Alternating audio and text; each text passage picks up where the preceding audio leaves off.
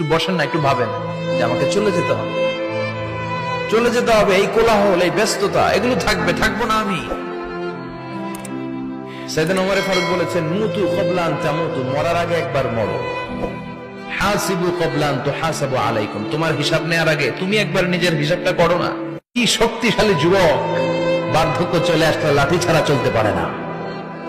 কুচকুচে কালো দাড়ি সাদা হয়ে যায়, দাড়ির শুভ্রতা, বয়সের ভার, রং ধরা যৌবন জং ধরে শেষ, ঠিক না? This is the circle of life.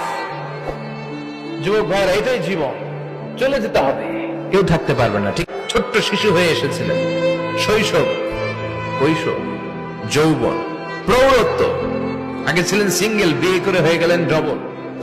এরপরে আল্লাহ আপনাকে একটা মেয়ে দিল, এরপরে মেয়েকে বিয়ে দিয়ে শ্বশুর হলেন, এরপরে ওই মেয়ের ঘরে সন্তান হতে নানা হলেন। আর কতদিন? অনেক দিন হলো তো, অনেক লম্বা সময় পেয়েছেন আপনি।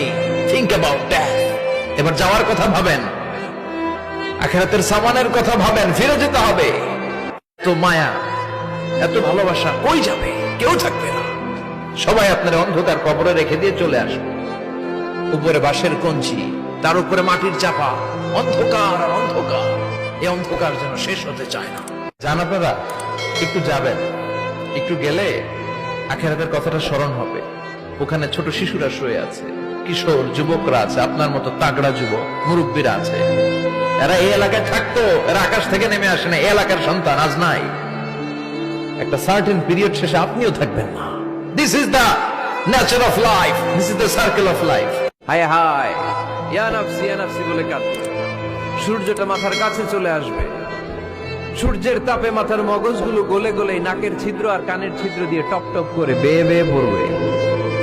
তৃষ্ণায় মানুষগুলো পাগল পাড়া, জিহ্বাটা বের হয়ে নাভি পর্যন্ত ঝুলতে থাকবে সেদিন।